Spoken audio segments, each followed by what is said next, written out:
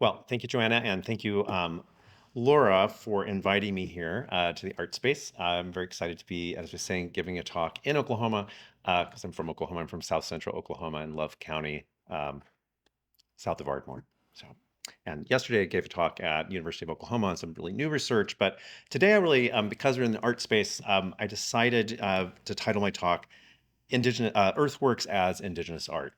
So I'm just going to jump right in. So I'm very excited to spend time with you discussing the sophistication and beauty of Indigenous earthworks. But I must begin my talk with a small confession. You should know up front uh, that I do not identify as the kind of art historian who studies paintings or sculptures collected in galleries or museums. Nor do I identify as the kind of archaeologist who studies pictographs or petroglyphs in ancient caves or rock overhangs, or even as the kind of archaeologist who studies the highly accomplished works of art that have been excavated from indigenous earthworks, such as the well-known mica hand and the well-known ray figurine shown here, both of which are associated with earthwork sites in what is now the US state of Ohio. In fact, I'm not formally trained as any kind of art historian or archaeologist, although over the years of my education, research, and scholarship, I have developed a strong interest in and appreciation for both of these fields. No, my training is in studying contemporary American Indian and Indigenous literatures, cultures, and activism, primarily works and movements created in the second half of the 20th century and the early decades of the 21st. At the University of Washington, as Joanna said, my appointment is as a professor of English and American Indian Studies. So I want to mention my first book, Blood Narrative, Indigenous Identity in American Indian and Maori Literary and Activist Text, which developed from my dissertation research, juxtaposes U.S. American Indian and New Zealand Maori literary and activist texts produced across the disruptive but highly generative period between World War II and the early 1980s, within their relevant national and international context, including the formation of the World Council of Indigenous Peoples and other globally focused activist organizations in the mid 1970s. Although Blood Narrative is focused primarily on alphabetic literatures, I engage a number of American Indian and New Zealand Maori artistic traditions, such as Plains Indian pictographic works in the form of winter counts and ledger art, and Maori whakairo, that is, carving traditions in wood, stone, and bone.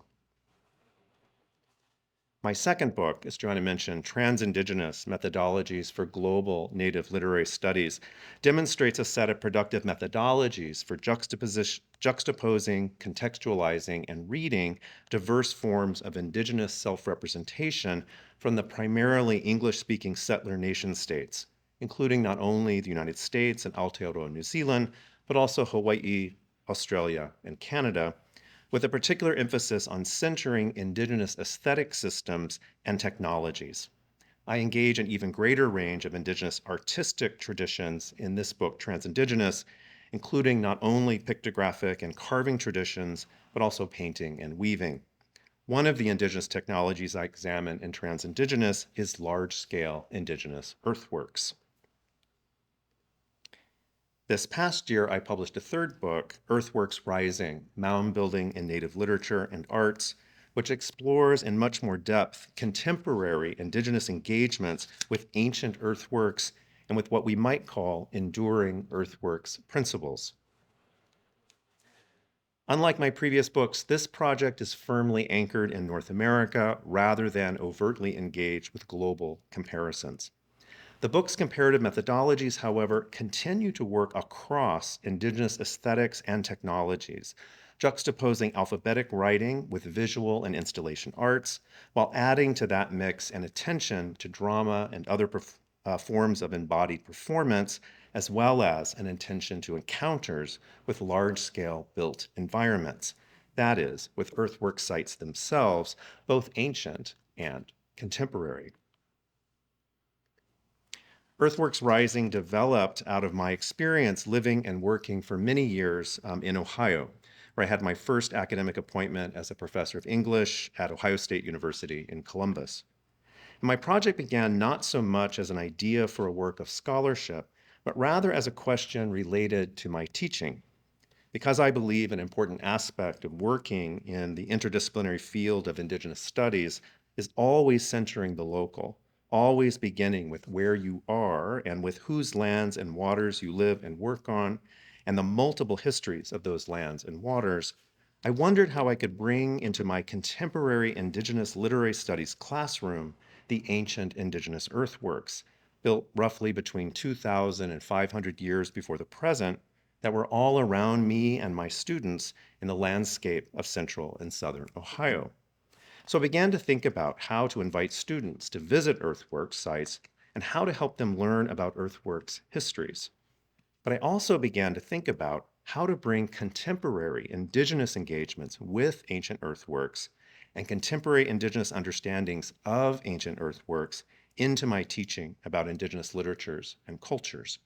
I started actively looking for contemporary Indigenous literary text, artworks, and performance pieces, as well as contemporary Indigenous scholarship, commentary, and personal essays that engaged ancient earthworks through forms of representation, performance, or analysis.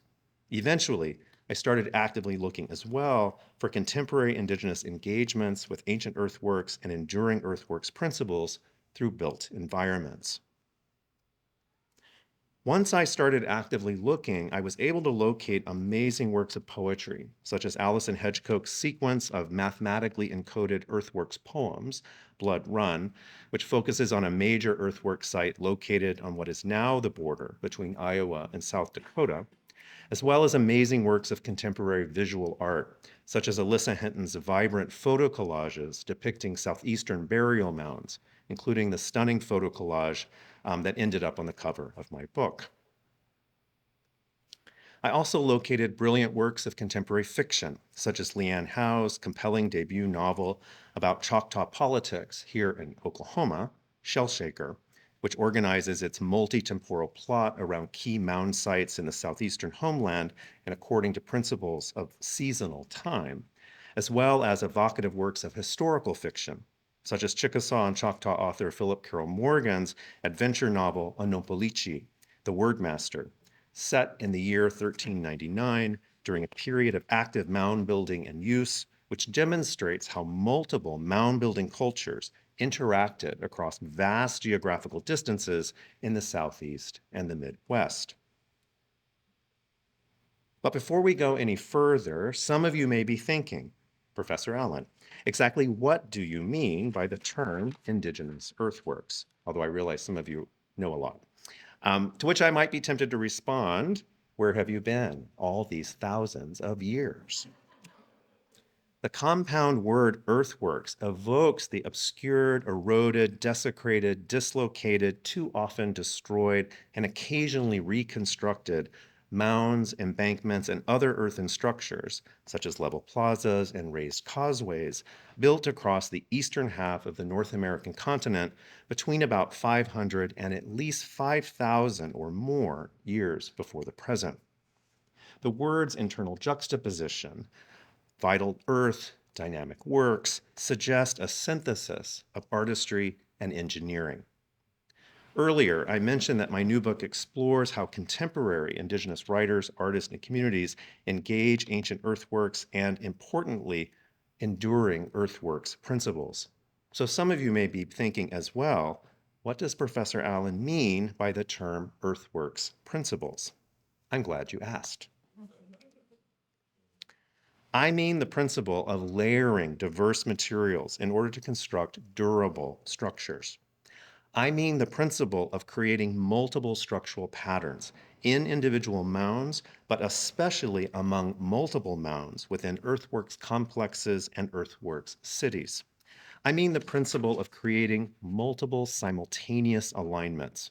For example, aligning a mound to a river or other waterway, to a significant hill or natural ridge in the landscape, to the movements of the sun, moon, or stars in the sky world above, and to other constructed mounds and embankments, while also aligning the same mound to significant aspects of story, to social and political organization, to economics and trade, to ceremony, ritual, and other forms of spiritual practice. The extraordinary achievement here is that these are multiple simultaneous alignments. I also mean the principle of mathematically encoding earthworks. This is especially evident in geometric earthworks, such as those located in what is now central and southern Ohio, which I'll discuss in a moment, but this principle is evident in other earthworks as well. In addition to these, I also mean the principle that earthworks can function as sites of Indigenous return, and the principle that earthworks can embody story. Earthworks are massive projects in applied Indigenous science that have been staged as ceremonial complex, social forum, sports or civic arena, marketplace for objects and ideas, artistic workshop, open air theater in the round, square, or octagon. Several distinct types of mounds remain wholly or partially visible in North American landscapes in a range of sizes and shapes, although often in altered or deteriorated conditions. These sites of worked earth suggest the multiplicity of their original functions, and they suggest the extent, purposefulness, and complexity of Indigenous interactions with land and engagements with technology, sometimes singularly and within remarkably short intervals of time, but also cooperatively among diverse nations and over multiple generations. Oops. The ongoing presence of earthworks in North American landscapes, monumental, well-engineered, aesthetically exquisite structures, intricately planned, mathematically and geometrically encoded, and multiply aligned with waterways, with bluffs, ridges, and other natural features in the landscape, and with the visible patterns of the sun, moon, and stars moving above, reveals the false premises that undergird European settler fantasies of having discovered a so-called New World untouched by human hands or human minds. Despite the enduring stereotypes, when the first Europeans arrived on its shores, North America was no virgin land or howling wilderness, but rather a highly constructed and aesthetically charged landscape. As I already mentioned, Earthworks Rising developed out of my experience of living and working in Ohio. The expansive valley of the Ohio River and its many tributaries was one of the major regions for the construction of earthworks. Burial mounds, effigy mounds, embanked roadways, hilltop enclosures, and geometric enclosures between roughly 2,000 and 500 years before the present. Here is a map of Ohio produced in the early 20th century that marks in red the thousands of known sites of individual earthworks and earthworks complexes built along Ohio's waterways, including prominently the Scioto and Miami rivers, but many smaller rivers and creeks as well. Here is a more contemporary map that shows how earthworks connected what is now Ohio to other parts of the North American continent.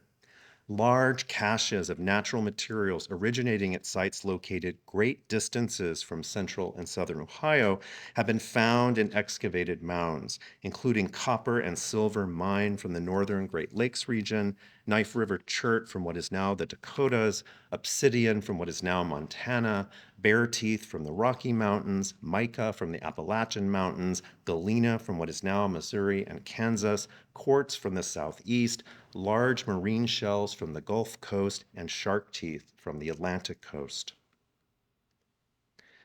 Archaeologists often designate the culture or cultures that built many of the earthworks in Ohio as Hopewell, a name that is obviously not indigenous, but rather derived from the name of the settler family that owned a prominent site of excavation. Here is a contemporary map showing how archaeologists understand the physical reach and cultural influence of the peoples who built the mounds in what is now Ohio, what archaeologists sometimes call the Hopewell interaction sphere. You can see just how expansive that physical and cultural reach was. Beginning roughly 2,000 years ago, what is now central and southern Ohio was a center for North American social, spiritual, and importantly, technological and artistic activity, innovation, and exchange. Ohio's ancient built environment includes hundreds of large burial mounds and hundreds of large embankment walls, formed into roadways, enclosures, and geometric figures. Many of the burial mounds were looted in the 19th and early 20th centuries, or were destroyed in the development of settler agriculture and the building of settler towns, highways, railways, or canals. Several, however, were excavated by archaeologists. Once these mounds had been surveyed and mapped, measured into grids, dissected into layers, and sifted, they were evacuated of their human remains and funerary objects, and in some cases, subsequently reconstructed with the aid of heavy machinery and other modern technologies. Such is the case of the impressive Sipe Pricer Mound sited along Paint Creek near what is now Paxton Township, whose emptied, restored, and manicured elliptical form measures 240 feet long, 130 feet wide, and 30 feet high, and which serves as a regular destination on one of the primary routes of mounds tourism in southern Ohio. Other burial mounds remain relatively intact, although typically these are obscured by decades, if not centuries, of neglect and overgrowth, and by the encroachment of non-native civilization. A typical representative is Jeffers Mound, sited along the Olentangy River in what was once a complex of mounds and embankments, but is now a near suburb of Ohio's capital city, Columbus. I actually used to live very close to this mound. The 20-foot high conical mound is covered by weeds and trees and literally surrounded by a circular residential street ringed with middle-class houses. The remarkable geometric earthworks in central and southern Ohio consist of thick embankment walls positioned into outlines of large-scale circles, squares, and octagons. Some of the most awe-inspiring are located in what is now the town of Newark, less than an hour east of Columbus. Foremost among these are the monumental octagon earthworks, the outline of a mathematically perfect octagon enclosing 50 acres of land, connected by a walled corridor to the outline of a perfect circle enclosing an additional 20 acres of land, and one of the octagon's geometric companions, the Great Circle earthworks, which is a massive walled and moated enclosure with a diameter spanning nearly 1,200 feet that encloses more than 30 acres of land. You've been viewing the most famous map of the Newark earthworks, produced in the mid-19th century by Ephraim Squire and Edwin Davis as part of their sweeping study titled Ancient Monuments of the Mississippi Valley, published in 1848. Here is a contemporary computer-generated model of the Newark earthworks, oriented from a slightly different perspective.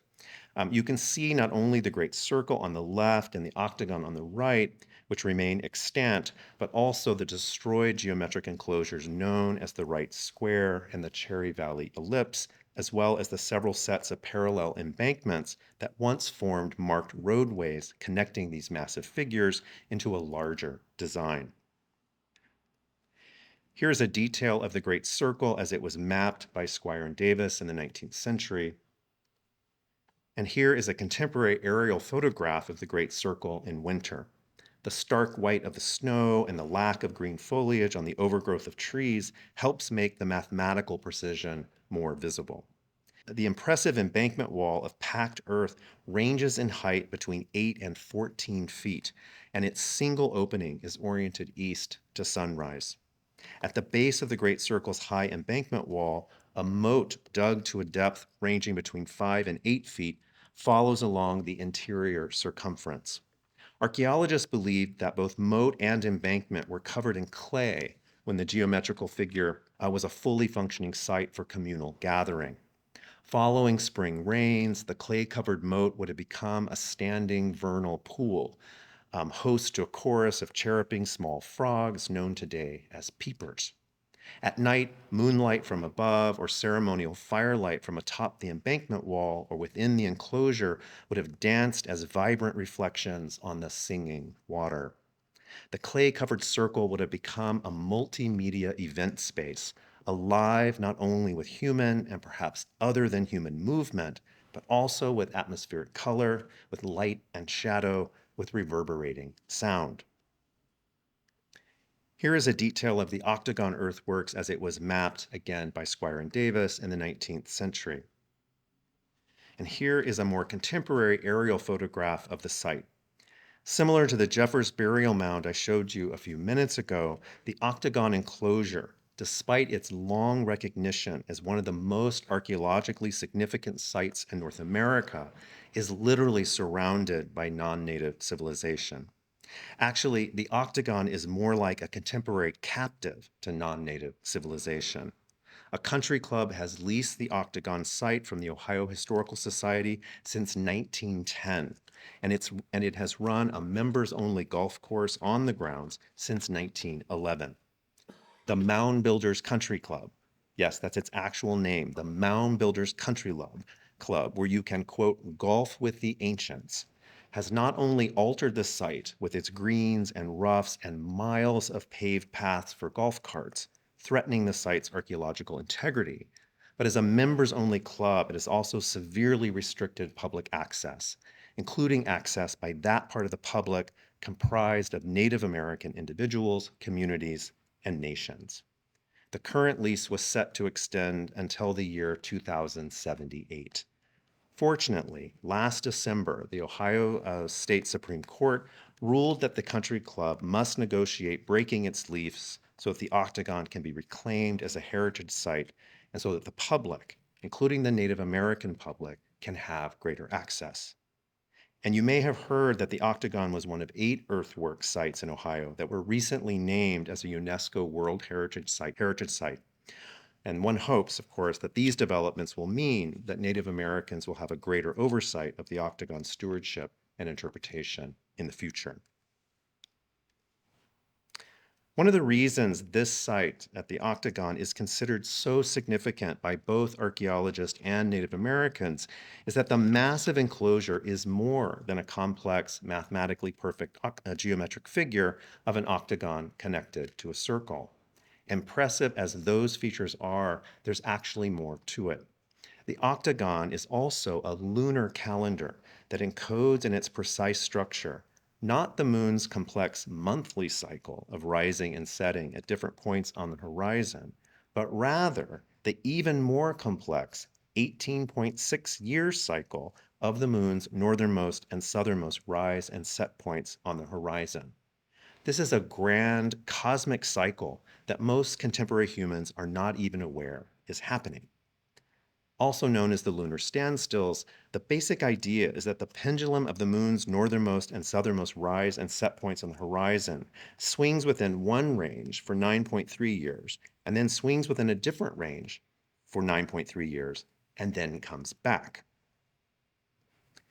Here I have juxtaposed a diagram of how the lunar standstills work, as explained by a contemporary astronomer, with a diagram of how this astronomical knowledge is encoded in the ancient structure of the octagon.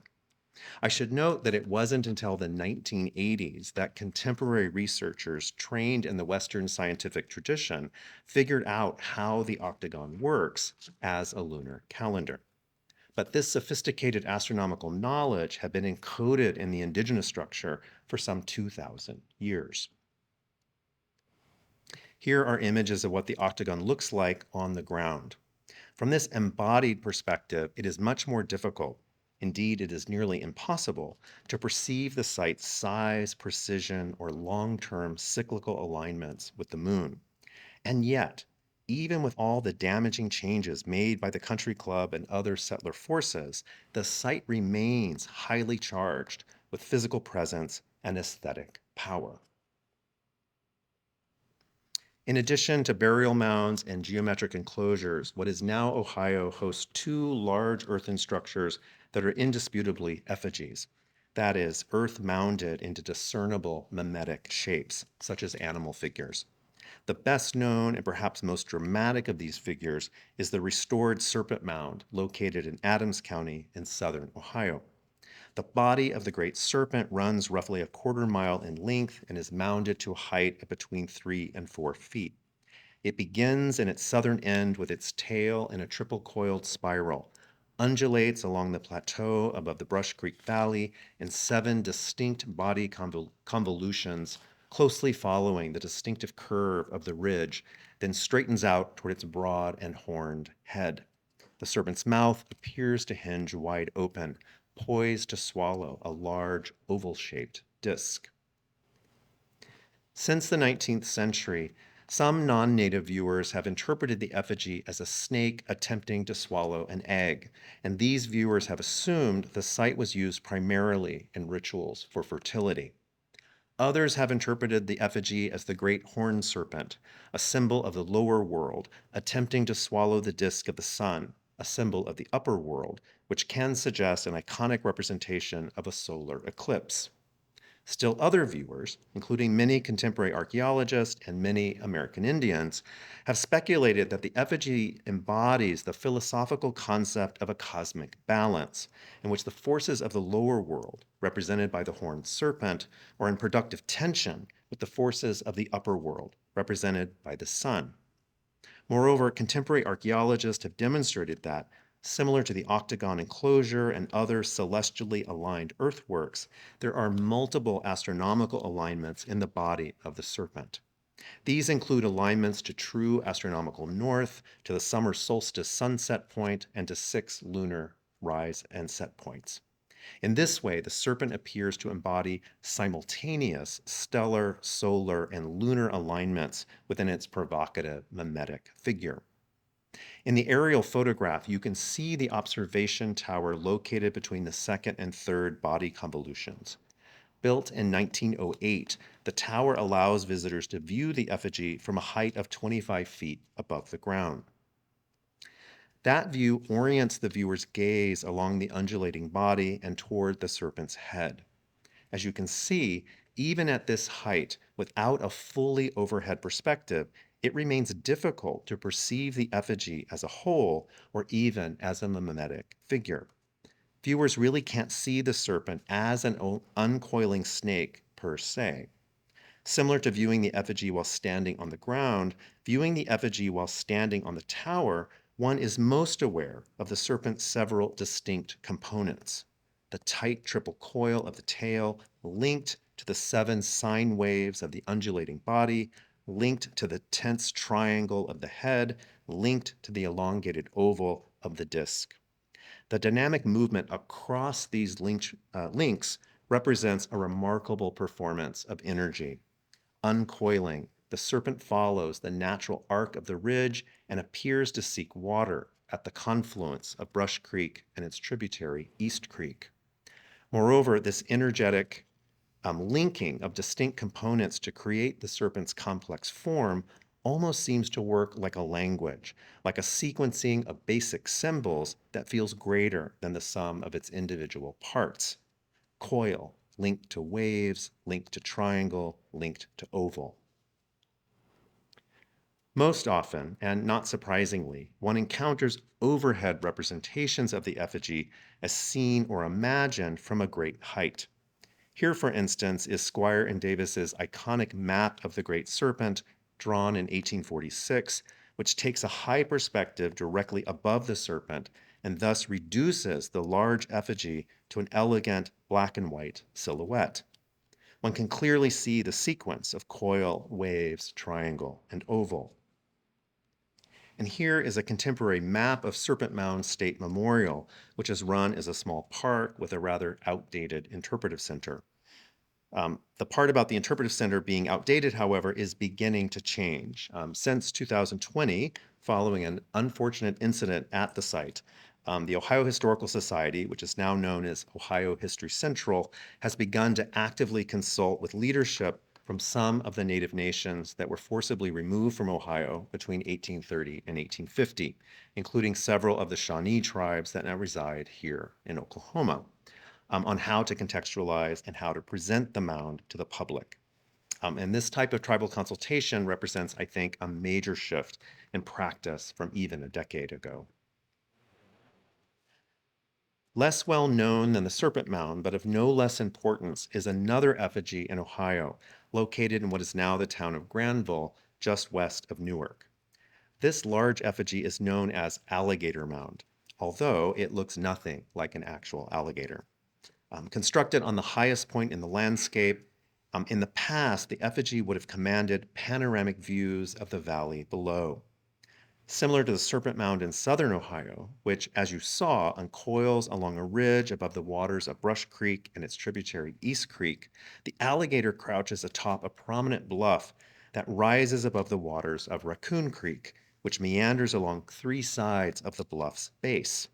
In effect, like its counterpart to the south, the effigy appears almost encircled by water. Moreover, and also similar to the serpent, the alligator's raised body appears distinctly arched, as if caught in motion or preparing to spring into action.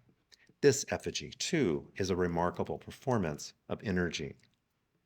As I say, this 200-foot long, 40-foot wide, four-legged mimetic figure mounted to a height of approximately 5 feet looks nothing like an alligator. It appears to model not a crocodilian reptile, but more likely a species of cat. It possesses a notably rounded head and rounded paws, and a long hooked tail. The effigy is perhaps a version of the creature known as the underwater panther, common to many indigenous North American traditions, which is often also a sky panther. The panther crosses and joins significant realms of our experience, an iconic emblem for the cyclical movements and reciprocal relationships among the three worlds of mound building cultures. That is, among the upper, middle, and lower worlds, or sky, earth, and water. The round appendage that extends from the figure's midsection is often described by archaeologists as an altar upon which offerings were ritually burnt. Some indigenous researchers offer instead a theory that the round appendage represents an externalized womb, marking the dynamic figure as female and productive. As noted earlier, my project on earthworks began with my teaching in Ohio. But the Ohio Valley is not the only region, of course, of North America that hosts high concentrations of indigenous earthworks. Similar to the early 20th century map of earthwork sites in Ohio I showed you a few minutes ago, here is a 19th century map that demonstrates how the many thousands of earthwork sites, again marked in red, follow the routes of major waterways across the eastern half of the North American continent, including not only the Ohio, but also the Mississippi River. And this more contemporary map shows how archaeologists understand the so-called Mississippian era mounds constructed across what is now the Midwest and the Southeast. The best known examples of Mississippian earthworks include the well-preserved and, in some cases, reconstructed ceremonial, burial, and boundary marking works extant at the large mound city known as Cahokia, located in what is now southern Illinois along the eastern bank of the Mississippi River, near its confluences with the Missouri and Illinois rivers outside of St. Louis, Missouri, which was once Cahokia's mounded suburb. The more than 100 mounds built within a 5-square-mile, 3,200-acre central zone of the Cahokia site date from about 1,000 years before the present, and they include the massive Monk's Mound, a platform mound with a mile-square base that rises in multiple terraces to a height of nearly 100 feet, sited to correspond to the sunrise points of the vernal and autumnal equinoxes and the summer and winter solstices. This image is an artist's vision of what Cahokia may have looked like at its height. Here is an artist depiction juxtaposed with a more contemporary photograph of Monk's Mound. And here is an artist depiction of how the mounds would have been augmented with houses and other built structures. And this photograph shows the scale model of Cahokia on display at the site's interpretive center, which provides an idealized view of the major mounds and the central plaza, as well as of the site's impressive solar calendar, the circle you can see in the upper left corner of the image. In 1985, the staff at Cahokia Mound State Historic Site recreated one of the several known solar calendars at Cahokia. This calendar is composed of 48 timber posts evenly spaced and set upright to form a large open circle measuring 410 feet in diameter. The staff named the structure Woodhenge as an homage to the better-known Stonehenge calendar in England. And this diagram shows how the solar alignments work in relation to the site's massive central platform. On the first day of autumn, for instance, the sun rises precisely behind the Woodhinge calendar's equinox pole and simultaneously precisely behind Monk's Mound. I've had the opportunity to witness this breathtaking event at dawn on the vernal equinox, and I can tell you that it looks as though the sun is literally emerging from the mound. Finally, here is another contemporary photograph of Cahokia. As you can see, the photograph accompanied an article relating that recent research has revealed that this massive earthwork city, built 1,000 years ago, long recognized as being aligned to solar phenomena such as the biannual equinoxes and solstices, is simultaneously aligned to the 18.6-year cycle of the moon's northernmost and southernmost rise and set points that we discussed in relation to the 2,000-year-old octagon earthworks in Ohio. Indeed, many earthwork sites and cities located across eastern North America were multiply aligned to both solar and lunar phenomena. As we saw on this map, archaeologists trace a wide influence of the so-called Mississippian mound builders. One of the northernmost sites in what is now southern Wisconsin is known as Utztalan, based on the truncated pyramidal shapes of the platform mounds they saw there, as well as on the presence of chunks of brick-like plaster made from clay and dried grasses that had once covered the site's extensive palisade.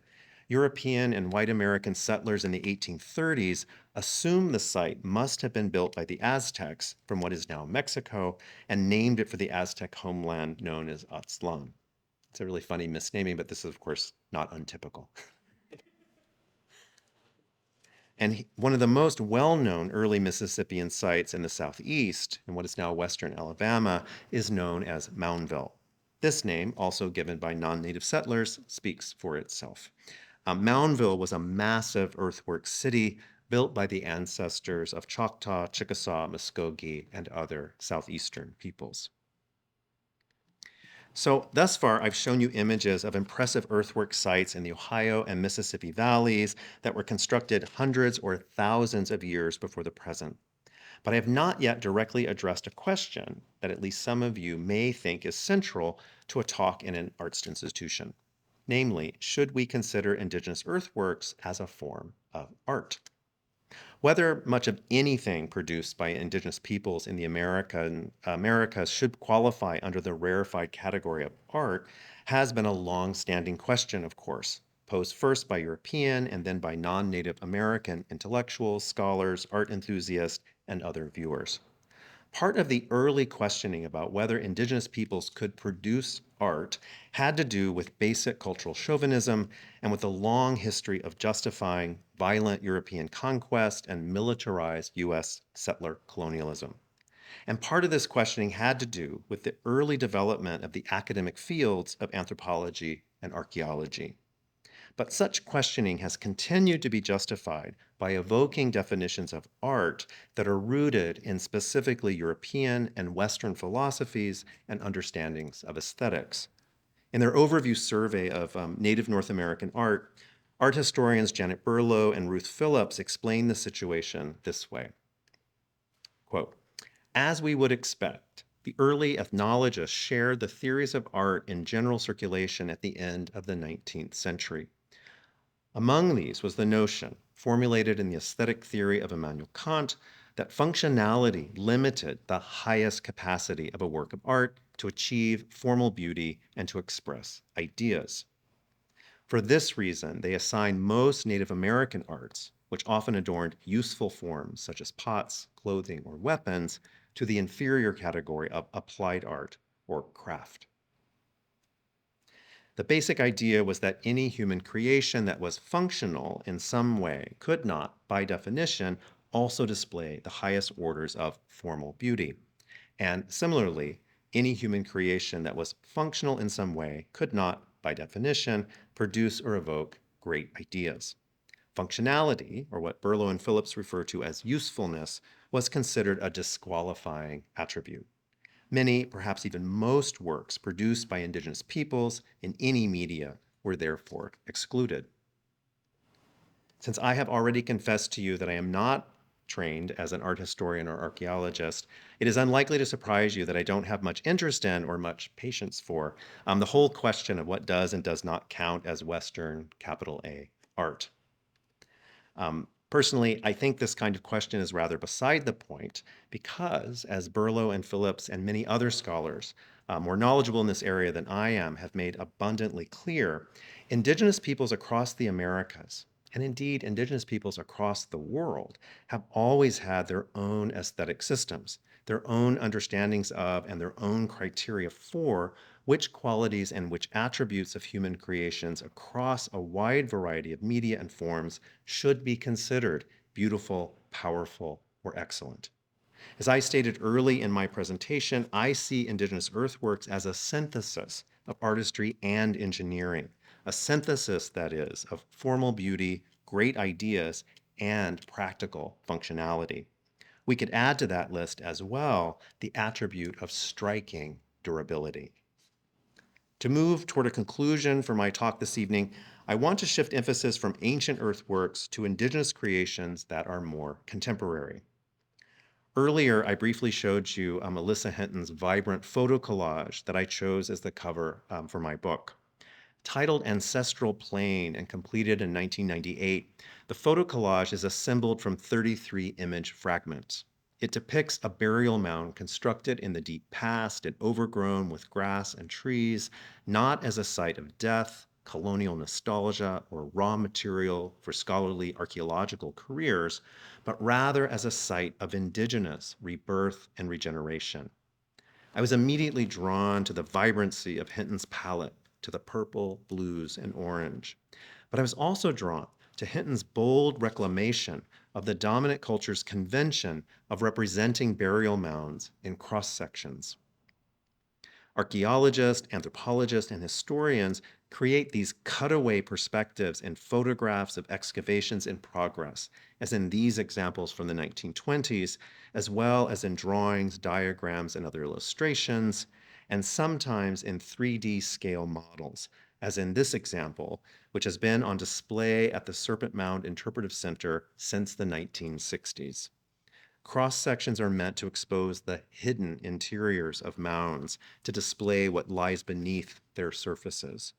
These depictions typically reveal multiple distinct layers of rocks and soils. Some also reveal multiple layers of distinct mound structures, that is, smaller mounds constructed at earlier periods and now set within larger mounds built over them. As expected, most of these depictions include one or more distinct layers of funerary objects, other cached objects and raw materials, and human interments. Here is a striking example of a cross-section in a well-known 1850 painting by a non-native artist named John Egan, which depicts an 1843 excavation of a burial mound in what is now Louisiana, on the plantation then owned by William Faraday. The cutaway perspective of Egan's image reveals a cross-section of multiple layers of rocks and soils, as well as multiple layers of funerary objects and human interments. You'll also notice the depiction of a racial hierarchy. Enslaved black bodies marked as muscular perform the manual labor of the excavation in the service of free white bodies marked as intellectual and refined in order to unearth indigenous bodies marked as ancient, skeletal, and dead. Hinton's ancestral plane responds to prominent elements in Egan's 19th century painting, including its 5 distinct layers of soils and its multiple layers of human interments, and offers a striking contrast.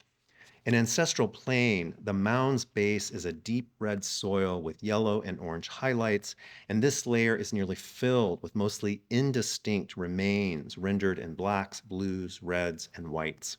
There may be human interments, but if so, they are no longer distinct.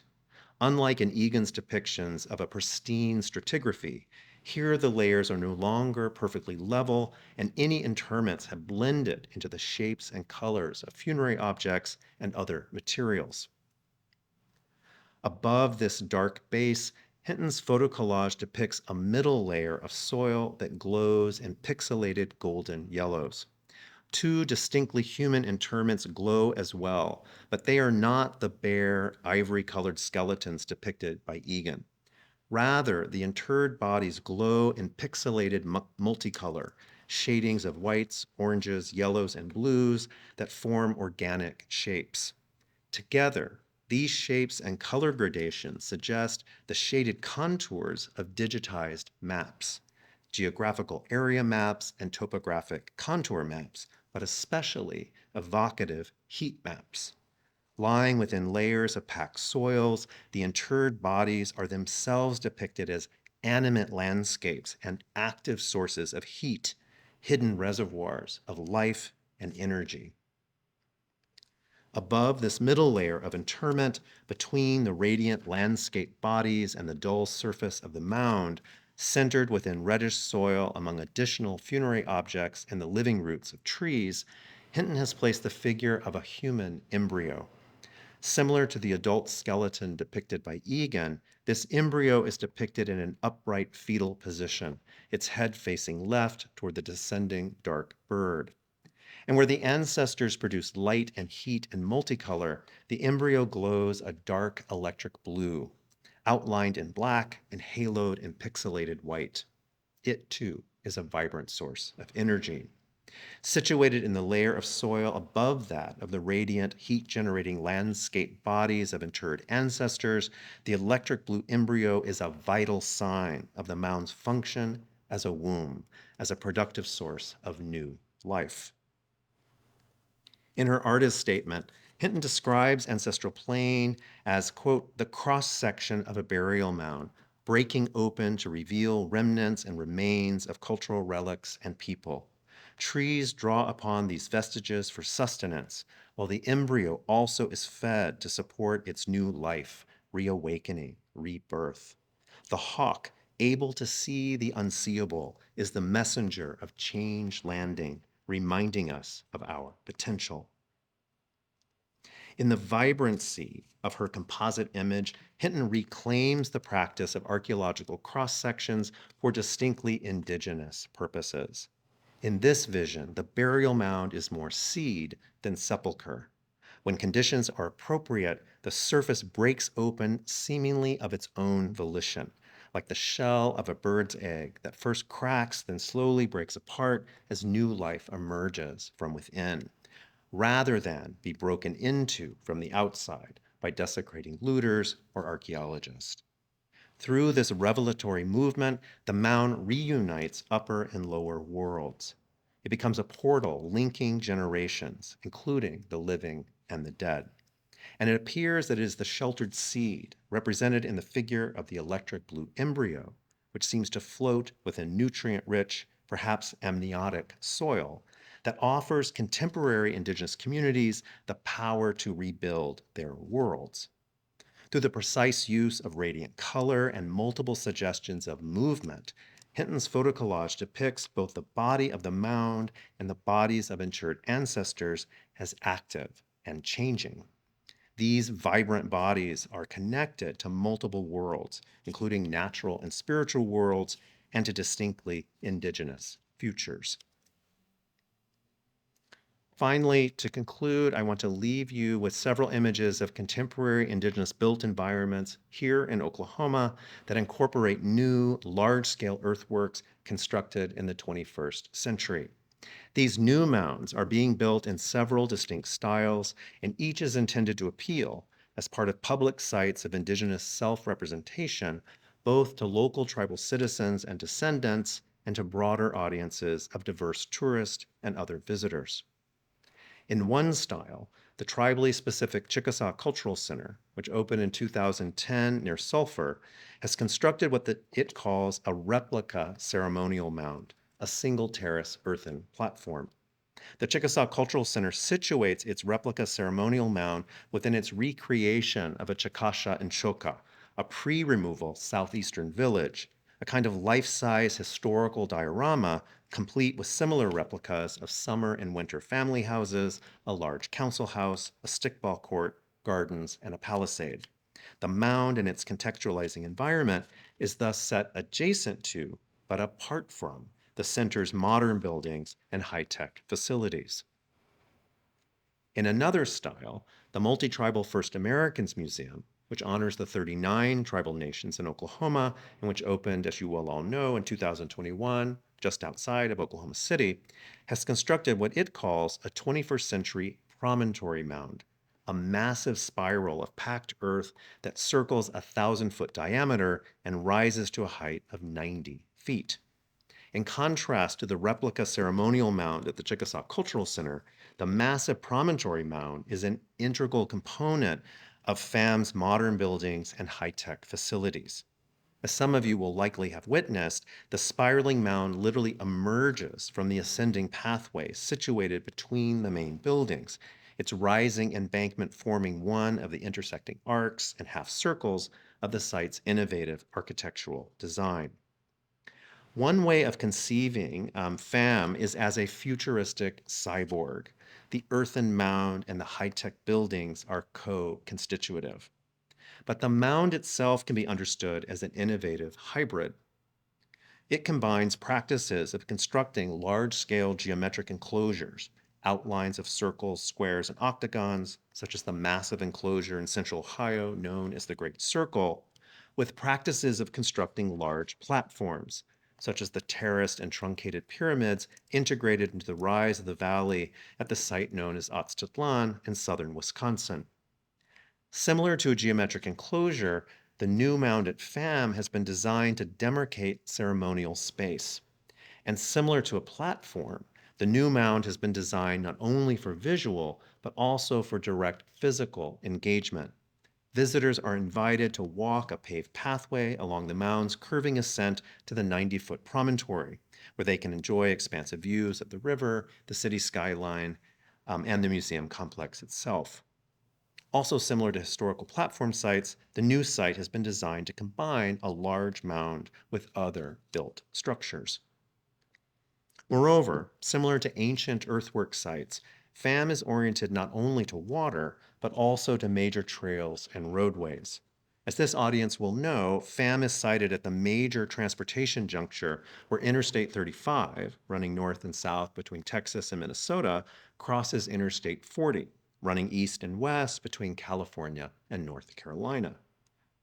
Finally, also similar to ancient earthwork sites, FAM is oriented to the cardinal directions and to solar phenomena. The museum's front doors open east to sunrise, and additional features of both the building and the mound align to the equinoxes and the solstices, so that the site as a whole functions as a massive cosmological clock attuned to both daily and seasonal time. As some of you may have witnessed firsthand, at sunset on the shortest day of the Northern Hemisphere's solar year, about December 21, beams of evening's last light shoot through a tunnel constructed precisely at the right location along the arc of the embankment.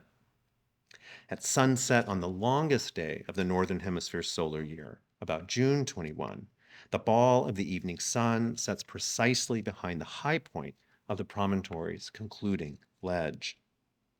With the incorporation of new mounds as part of the Chickasaw Cultural Center, the First American Museum, and other sites in Oklahoma, including the new Choctaw Cultural Center in Durant, we are witnessing nothing less than a reactivation of large-scale indigenous earthworks construction in the 21st century.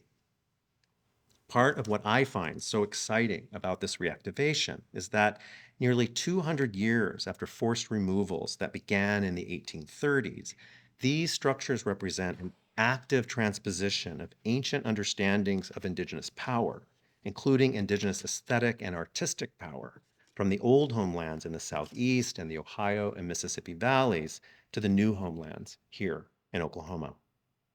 Thank you. I look forward to some conversation.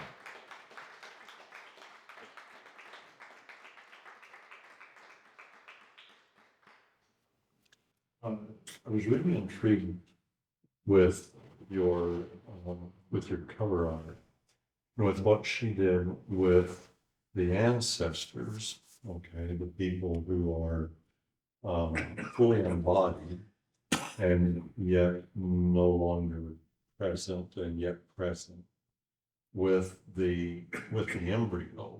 Mhm. And of course, the embryo is life arising, and the embryo would not exist if there weren't to be something after the embryo, the child, and then the child, as the child matures and learns her culture, okay, especially what is most important to her culture, that which gives meaning, purpose, and direction, and a place for a person to be and generate their own art and life. And I wonder about your earthworks. And there's a little written on this, but I think anthropology has not fleshed it out that extensively yet.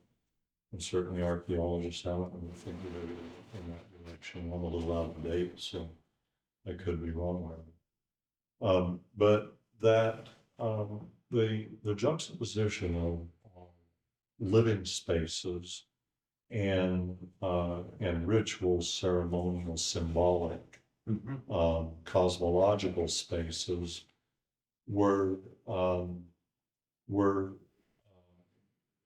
were were living spaces in which children were raised in their cosmology, to experience their cosmology on a daily basis from the time they were born until finally they died. And it was all embodied in the art and architecture that surrounded them. I'm wondering what you think about that. Yeah, so thank you. It's a great point. And what's so interesting, one of the things I read about in the book was what I call living earthworks vocabularies, the way that, so old archaeology and not just with pop culture sort of assumes all the knowledge about these ancient structures as laws, right? It's a kind of dominant narrative that everything stopped 500 years ago, coming European. It's not true, actually. And particularly here in Oklahoma, the removed tribes from the Southeast, other places, brought with them their knowledge. And small scale ceremonial mound building never stopped.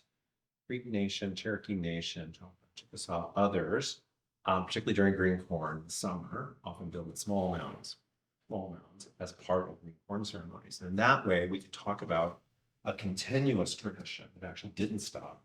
This is a reactivation revival of large scale earthworks building like the Chickasaw Cultural Center, Choctaw Cultural Center, and FAM.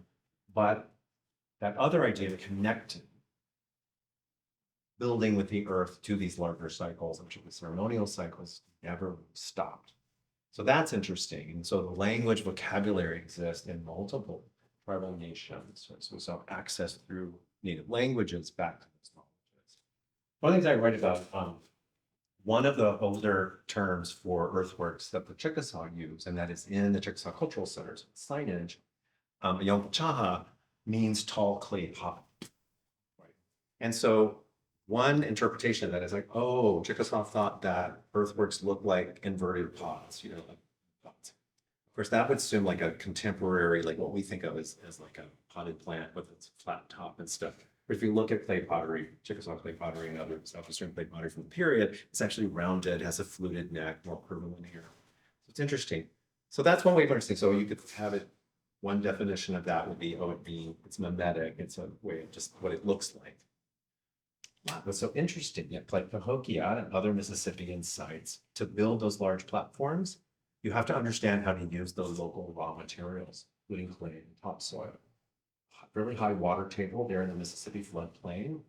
To build a 100-foot mound that won't slump and won't alter over time, you have to be very smart. So the old archaeology said, oh, it took hundreds of years and many generations to build these things. The newer archaeology is saying, oh no, they built it really fast, because you can't build something that large slowly over time. What you have to do is you have to have the right kind of clay that sucks water, that's highly expansive, and you have to put pressure on it with topsoil. So they built a 7-meter clay core and put enough topsoil on it to create the pressure so it sucks water up from the water table, expands, and then remains in an expansive state. So it doesn't have cycles of drying and wetting, which would cause slumping. And that was successful for almost 1,000 years until contemporary technologies and industry so drained the water table that it dried out for the first time. in the last couple of decades, and now it's sloping. But that's because of contemporary. But the original model using tall smectite clay core. So another way of understanding that Chaha, tall clay pot, may actually be an indication of like how to build it. You need clay, you need a tall clay with pressure on it. So it's interesting, right? Other words though for the mounds, navel, like in the Creek language, Muskogean, it's the same word for navel. It's the place of birth and death. So some Southeastern peoples also, one of the burial techniques was you have a scaffold burial, when the bones are clean, you gather the bones, you put them in a clay pot and put the clay pot in the mountain, tall clay pot. So it's the place of death, but it's also the word is for navel, which is of course the center of the maternal body, the connection to the next generation. So all of that is happening in that phrasing. Tall clay pot, right? It's both an image of what it looks like. It's a way of condensing a concept of it's a place of birth and death coming together in a cycle. And it's a building technique. All of that concentrated, right, in the indigenous languages. And that knowledge persists. So that's one tiny part. So imagine other types of knowledge, as you're suggesting, when you had a fully functioning mound, city, village, you have, as you're suggesting, incorporated all of these aspects of culture, the life cycle, the human life cycle, but also other than human life cycles, exactly we'd be experiencing, right? And it's really interesting, all kinds of things that can be associated with the mound sites, mound villages, southeast and other places. So I think absolutely, and I think we're just now still uncovering some of this knowledge that's still extant in Indigenous communities. When I was at Ohio State, and we had what we call the Newark Earthworks Center that we had started at our regional campus in Newark, where the big earthworks are there, the circle, octagon. We had started that to bring attention to the mounds because country club and other things that were destroying it and try to do some interventions in a K-12 education and things like that. We started bringing the Native intellectuals out to Ohio to give their interpretations and their knowledge. One of the people we brought out was Reverend Barry Hill, who since passed away. He was the second chief of the Creek Nation at the time. And he's a language speaker and a really deeply knowledgeable Creek. And just what he knew about earthworks was incredible. Despite hundreds of years of assimilation, Christianization, etc., the deep knowledge, a lot of it contained in the language. Language, bringing that. We brought lots of other folks out as well and helped us sort of better contextualize. And I think one of the limitations of older archaeology was this kind of siloing, looking at single sites without thinking about the way they're connected and looking at often really limited historical periods rather than thinking about hundreds and thousands of years of development and continuity.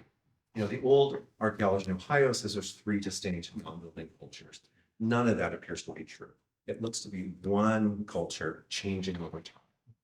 And one of the signs of that is the use of mathematics. There's a single unit of measurement, its multiples and its geometrical complements that shows up in hundreds of mounds across the entire, it's now the state of Ohio. That unit of measurement shows up with the octagon, the circle, and it shows up, they're playing with the math. So when people start mapping this now, you can see like, oh, this circle has exactly the same area as this square. And the geometrical calculation of squaring the circle is actually quite difficult for contemporary. Most Americans can't do this, right? Our K-12 education system, most Americans can't do this. 2,000 years ago, people were doing this across massive expanses of landscape and encoding that knowledge in the earth itself. I think of this as a form of writing. It's a kind of writing with the medium of the land.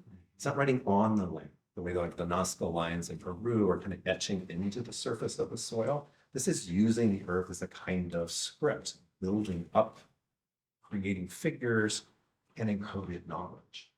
And that, I think, is what's really exciting about this kind of work. The newer archaeology is finally starting to look at bigger expanses, longer periods of time, and acknowledging the ways these things are connected rather than simply isolated incidents. So thank you for your question. I really appreciate that. Yes, you may not know, but is that mathematics found in other parts of the world, or can they make a connection to the same mathematics? That's a really good question. I don't know if it's the exact same unit, but the same principle of encoding landscape and architecture mathematically absolutely shows up everywhere. And one of the things that's funny about the older archaeology in particular is that it acts as though there were already a wall built on the US-Mexican border, as though nobody ever went back and forth. And so it all now stops. Whereas if you go down to Guatemala and you stand in Tikal, like the Mayan city, it's mathematically encoded everywhere. And it's oriented to the cardinal directions. It's oriented to, and it was built at a similar time as those mountains in Ohio. Well, it's kind of why I asked my question, because when I went to Peru, I mean, if you go to Machu Picchu and you look, you can stand anywhere in that place and you look around and you just have, it's stunning. You say, these people were brilliant. I mean, this is all executed by some master plan. It wasn't haphazard anything they did. No. There's a mathematics involved, and it's a beautiful mathematics. Yeah. And you find that kind of stuff all over the world. So Yes. where did all these people suddenly just pop up and know mathematics? I don't get it. That's the part that puzzles me. All over the world to find this. Yeah. Well, I think I'm not an archaeologist, but field theories, what we do know though is the coming of Europeans brought mass death in the Americas. Sure. And with that, we've lost lots of knowledge. And also was also huge dislocation. So as Europeans arrive in the East and bring disease, but they also bring warfare and people get pushed. So a lot of people we think of now as like the tribes of Ohio were mostly there for hundreds of years before, not thousands, right? So they're the people like the Shawnee and the Wayne and stuff, and they're more recent arrivals because they were pushed from the East, right? And so we have to go back, and think. So there's a new book out called The Dawn of Everything by two British archaeologists, David Wingrove and David Graeber. It's massive, 530-page book. It's really well done though, because it questions a lot of our old assumptions about what constitutes civilization, a city, old archaeology. The definition of city you had to have kind of European style agriculture. And so they had to ignore all the outliers of all of these population concentrations when you don't have European style agriculture. And the new research is showing that in the Americas, it's not only that people weren't using European style agriculture, they were aware of European style agriculture and rejecting it because it didn't work for their environments.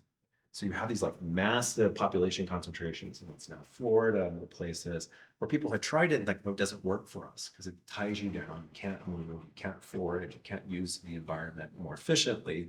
So no, thank you, we're not going to do that. So I think we're just slowly learning how sophisticated people were in the past. Part of that is a Western tendency to want a progressive narrative where we imagine ourselves as the most sophisticated ever. And so when we work backwards as we go further, people must have been stupider and stupider and stupider. And so we're shocked when we find out thousands of years ago, people had sophisticated mathematics, beautiful art, complex societies, more egalitarian gender roles, and other things like we're shocked. And it's like, maybe we shouldn't be. If we just altered our models a little bit and thought, well, maybe it's cyclical and maybe we come around, maybe we too might emerge from our stupidity and get more sophisticated again. Who knows, right? There's still potential perhaps for our own civilization now. People in the past seem to have done some stuff that's quite remarkable. Yeah, so I don't have an easy answer to that, but I do think, yes, the mathematics all over. And it's really interesting because that's one reason I like to think about the earthworks as a type of encoding. It's not alphabetic writing, but it's a type of encoding knowledge because it demonstrates that even without alphabetic literacy, you can pass knowledge on from generation to generation. It's not just the oral tradition, all types of artistic traditions and ways of encoding knowledge so that people could cumulatively build on what their ancestors have learned and not lose it every generation. And there seems to be around the world a tendency for people to do that too. Code is something that's not going to go away. Yes. We were here, we were smart, and let's figure it out. And Satellite imagery is revealing all the time, like massive earthworks in like Kazakhstan. They're big geometric earthworks in what is now Kazakhstan. Or in like Jordan, these huge, massive enclosures that were built, I think, for hunting, including animals. They're a massive scale that you can't see from the ground, which suggests a type of ability to conceive abstractly, which we think of as being very contemporary, but actually looks like it goes way back. people's ability to imagine these sites. So that's what's so interesting. I was saying about like the Serpent Mound, like if you're on the ground, you can't see it as a snake. You have to walk the whole site and piece it together. So, in the past, there's where you get all these theories. There must have been space aliens or, something like that, because who are they building it for? Rather than imagining how it might be a system for encoding knowledge. And perhaps it was you're actively supposed to use your imagination as part of your engagement with these sites, right? It forces all of us to have to be active participants. You can't just passively, right, intake all of this stuff. And likely, like as in most indigenous cultures and lots of cultures, have levels of knowledge based on initiation and age, clan status, etc. That the same site may have been known differently to different people. I think a lot of the sites like in Ohio. So Ohio was not a permanent dwelling site the way like the Hoku was. It was not a city. Like those earthworks in Ohio 2,000 years ago, there's no evidence of long-term residency. There's all kinds of evidence of people coming there for short periods of time. So it seems like they were more like ceremonial sites, or I like to think of them, they're like universities. People came to get educated and then they took that knowledge away. So it messes up our stereotypes, the dominant stereotypes of like static people who never travel. People moving along the riverways, and people are moving fast and able to connect. So they can do things like every 18.6 years, we gather at the Octagon, we watch the lunar stuff, we learn things, we take that back. You were mentioning Flint Ridge. So there's, Ohio sits on a massive vein of flint, and it's a very particular kind of flint. It's unique to Ohio. It's lots of minerals. There's beautiful colors. When you polish it, it's red and green, and whites and yellows. That flint shows up all over the North American continent in small pieces. And other things, as I showed you that map, massive caches of other things show up in Ohio. So one theory is people came from all over and brought raw materials, and they took away with them like a token of having been to that site, kind of like a tourist postcard or something. So you'd have something from there that you took back with you, this kind of beautiful flint. In the quarry at Flint Ridge State Park, they think it's been active for at least 10,000 years, that people have been coming to that site for the flint for at least that long. And it just keeps going on, because it's like the Octagon to make site-based observations of the lunar standstills precisely, you have to be at the right latitude. So if you go 40 miles north or 40 miles south, you can't see it accurately. So they're in the right place. It's not a random like, oh, let's build an octagon here. It's like they figured out that's the place. It's an 18.6 year cycle. So you have to think people had to observe it more than once to make sure they got it right before you invested the time of building an 80-acre structure, right, that encodes it. So it's incredible to think about the generations of knowledge, astronomical knowledge, mathematical knowledge, engineering. It has lasted for 2,000 years. People knew how to build things so they would last. It's just kind of crazy. And the organizational knowledge. I mean, how did they convince a bunch of people this was a worthwhile project? Which is also a great question. The old archaeology always assumes slavery, always assumes you have to coerce people. We kind of imagine like the bad movie of Moses, Yeah. Charlton Heston, and the whips, and because the only way you can build a pyramid is you have to have like Jewish slave labor. Rather than imagine like, well, what if people were motivated, right? By their family ties or human ties, or spiritual ties, to come together and build something, especially like people didn't live there, so they had to come there. Yeah. Organized, build it. And as saying new archaeology suggests things will go faster than they used to think. And so people really have a concerted communal art project. It's also a science project. It's also like a sports stadium, theater, right? It's all of those things. Yeah. Yes. Okay. Thank you. Well, I am an art historian, and I just want to say thank you. This is great for art history. I think it does a lot of work to push the field in some ways that it needs to be pushed. So thank you for that. Do you talk about I have two questions. Yeah. I'm sorry, I'll go quickly. Do you talk about this work, the photograph collage in the book? I do. Okay. Yeah. Chapter Good. 4. Great. I do this one in great detail, and I talk about several other work pieces, and because They're incredible. Yeah, and they're important. And I have like 20 color photos in the book. So. Okay, terrific. Thank you. We'll get it. The other question that I have, and I really appreciate, and I've read a few of your other books and think about the ways that you use Indigenous forms as methodology, and I really appreciate that. And one of the things that these other questions kind of got me thinking about is wondering if you in the book are thinking about other earthworks that are not from the Mississippian cultures, like the other, like Southwestern cultures or Plains cultures that also build earthworks, so to speak, although they're not necessarily mounds, they don't look the same, but we're engaging with the land in different ways. I think for example, I'm Assiniboine from the Fort Peck tribes in Montana, and we're Sundance people, right? The Plains people are Sundance people. We're also building a structure, we're making place, right? And so thinking about the ways that those other cultures are functioning in sort of a different way to make the same sorts of connections. But then that comes back to my question is, does this methodology work for those other communities as well? That's a great question. Thanks. Thank you. So in this book, I really focus on earthworks, but I'm very interested in those other structures, just like for this book, focused on that. Sure. Because I was in Ohio, and then I'm also, because I'm a literature scholar, it's really like which earthworks are poets and writers and others writing about. So it happens to be Ohio, Southeastern, Mississippian stuff. But I do think the methodology works to look at. And I was last summer I was in Minnesota, and I was at a Dakota land back project that Angela Wilson used to be in academia. She's gone back to her community. They've gotten 20 acres and they're restoring it back to Dakota, and they're building earth lodges.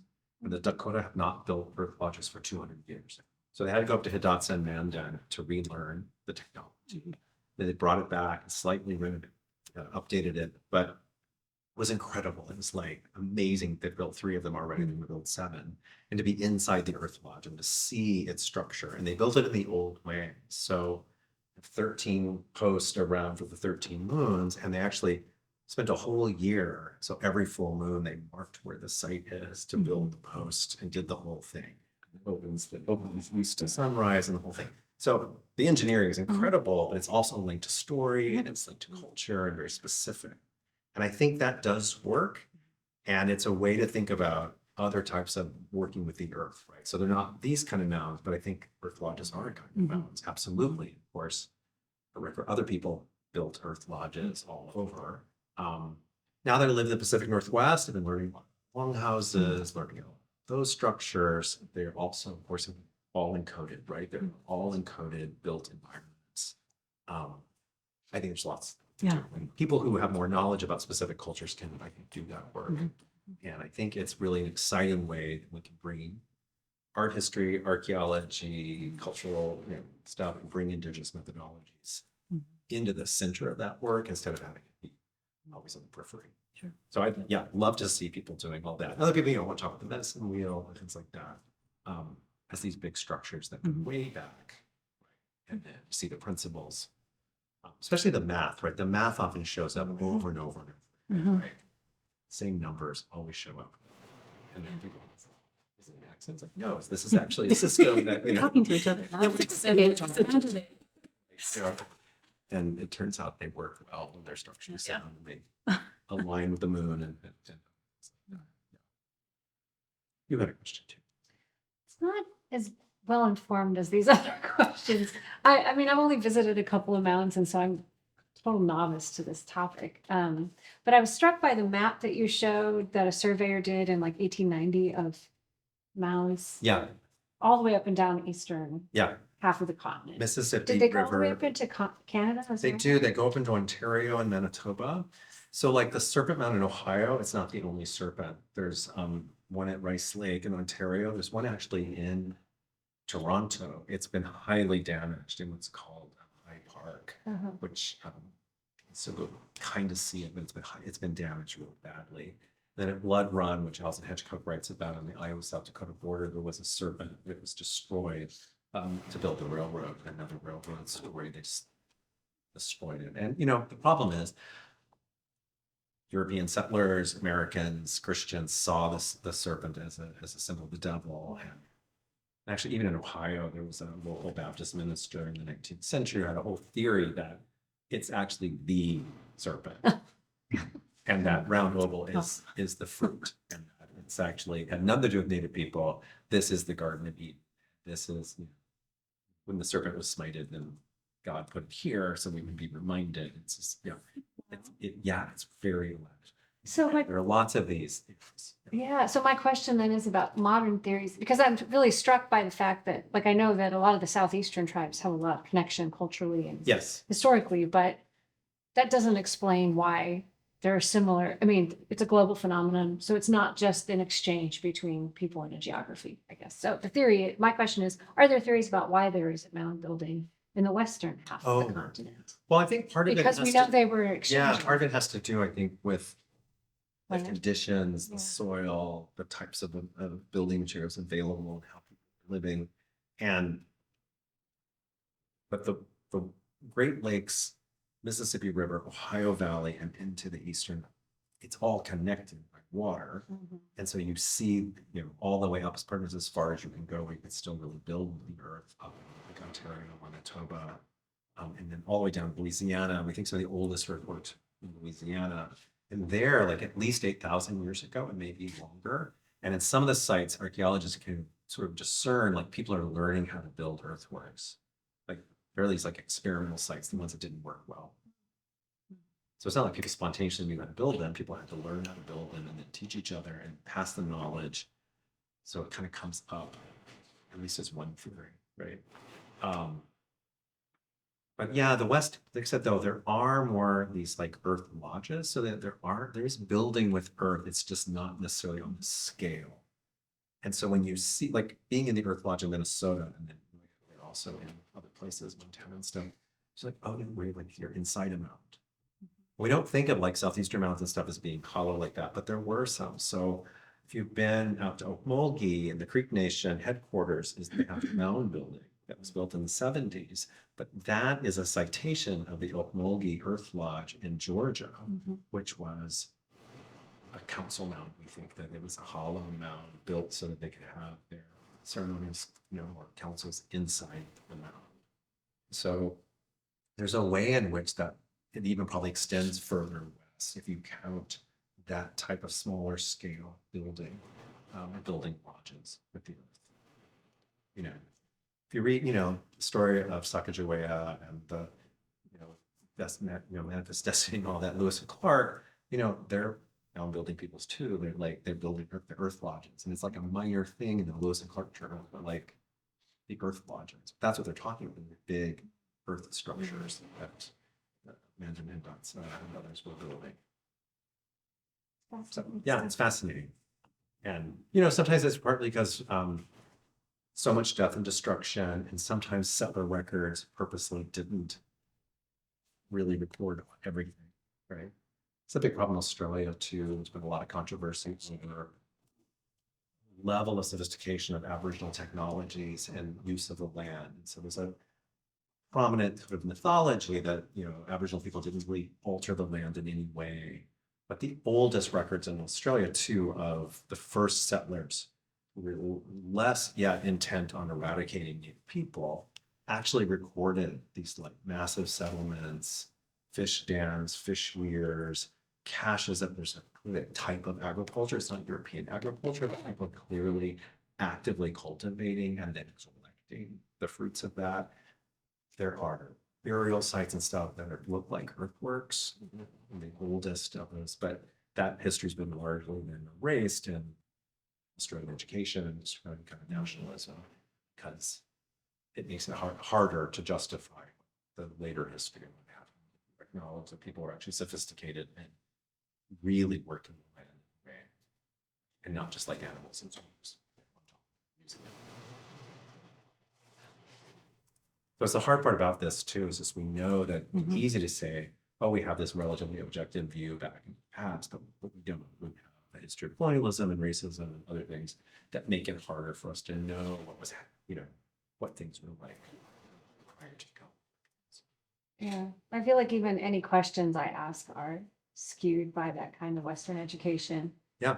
That they're difficult. I write about that to know how to actively in the ask them. book. I write about my own education. I sort of, the personal part of the book is really how I first learned taking archaeology classes in undergrad, and sort of what was possible, what was known, how discourse circulated earlier periods, how things are changing now. So we were saying too, it's changing right now. We're slowly figuring out how to think differently about Indigenous art, Indigenous architecture, built environment, and all that stuff. We're just now doing it. And that's why these new sites here in Oklahoma are so exciting, because the nations are actively reworking this and spinning in a very different way. Right? I was just at the Choctaw Cultural Center on last Saturday. If you've been there, like they have an amazing 3D model of Mountainville. And it's very high tech. It's a screen that shows the images in the back and projections on it. It's very cool to show just how sophisticated it was. Yeah. I recommend if you haven't been. They also have a really good cafe. The food is really good at the Choctaw Cultural Center. Yeah. Speaking of which, it might be time for. Yeah, it might be time for dinner. You're right. Anyway, you all for thank you so coming. much. Thank you.